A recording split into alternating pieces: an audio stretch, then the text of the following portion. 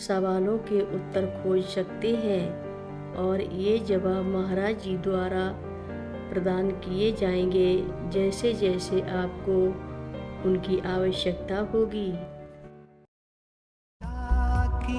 सलिल चंदन चर्चिताय नंदीश्वर प्रमथनाथ महेश्वराय मंदार पुष्प बहु पुष्प सुपूजिताय तस्मै मकाराय नमः शिवाय। रक्षा सूत्र चैनल पर सभी भक्तों का स्वागत है। हम सभी भक्तों को महान संत नीप करोरी बाबा जी महाराज की अद्भुत पावन कथाएं सुनाने जा रहे हैं। कृपया सभी भक्त ध्यान से सुने। ऐसे बहुत सारे मामले हैं जहां भक्तों ने महाराज जी की बात नहीं सुनी और उनका कहना नहीं माना। एक प्रमुख उदाहरण महाराज जी के वृंदावन आश्रम में पानी की आपूर्ति की लीला है। आश्रम के बहुत शुरुआत से वहाँ एक भरोसेमंद जल स्रोत में से प्रचुर मात्रा में पानी निकलता था। इस स्रोत से आश्रम को इतना पानी मिलता था कि आश्रम की दीवार के अंदर छोटा सा कमरा था जिसकी खिड़की पानी के वितरण के लिए परिक्रमा मार्ग के सामने खुलती थी। ये उन तीर्थयात्रियों के लिए थी जो वृंदावन की शुभ परिक्रमा कर रहे होते थे। महाराज जी ने भक्तों को बताया कि वहाँ कभी भी कुआं खोदने की कोशिश ना करें, नहीं तो पानी बंद हो जाएगा। महाराज जी के शरीर त्यागने के बाद कुछ लोगों ने वहाँ कुआं खोदने का प्रयास किया और निसंदेह पानी बंद हो गया। अब आश्रम में पानी बड़े बड़े टैंकरों में आता है जिसे आश्रम के नीचे बनी बड़ी टंकियों में जमा किया जाता है। क्या यह किसी की गलती है? नहीं, वास्तव में नहीं। यह सब कुछ महाराज जी की लीला है।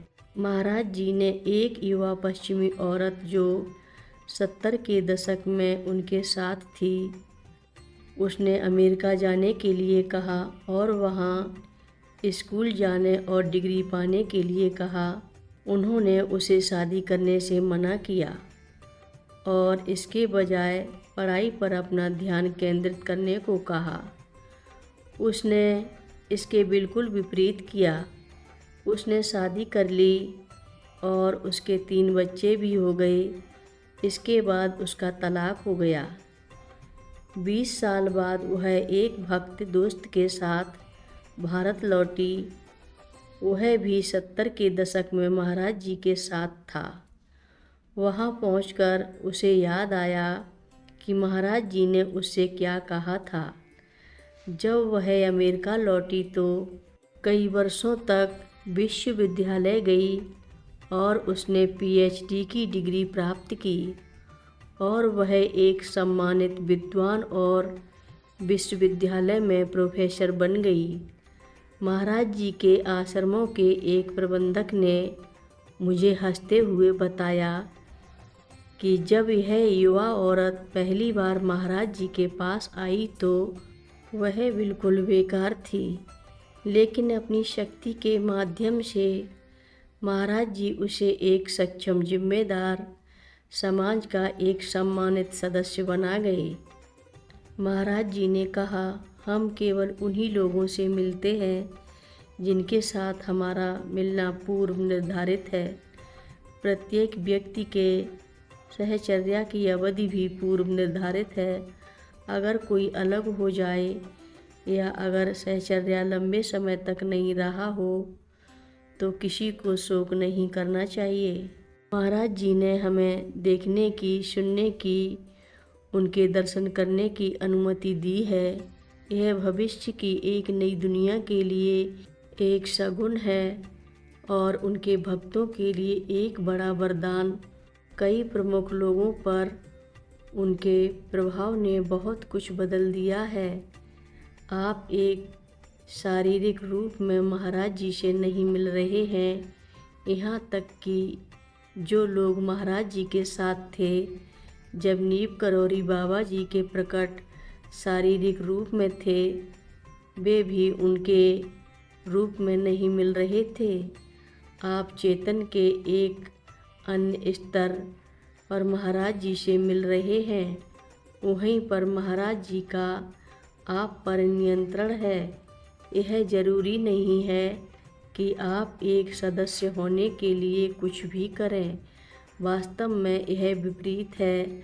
आप लीलाओं को देखते हैं और हैरान होते हैं कि यह क्या हो रहा है। फिर एक दिन आपको पता चलता है कि आप महाराज जी की लीला में प्रवेश कर चुके हैं।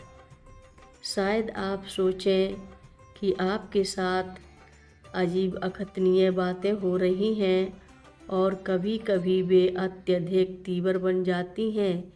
यह पता चलने में कई साल लग जाते हैं कि इसके पीछे महाराज जी हैं।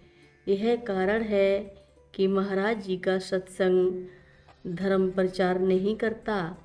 कोई भी आपको कहीं शामिल होने को नहीं कहेगा। आप केवल इस समय से निकलकर सवालों के उत्तर खोज सकते हैं और ये जवाब महाराज जी द्वारा प्रदान किए जाएंगे जैसे जैसे आपको उनकी आवश्यकता होगी। हर रोज़ महाराज जी की कथाएं सुनने के लिए रक्षा सूत्र चैनल को अवश्य सब्सक्राइब करें, शेयर करें और लाइक करें। घंटी बजाना ना भूलें। कमेंट बॉक्स में लिख भेजें, जय नीम करौरी बाबा जी महाराज।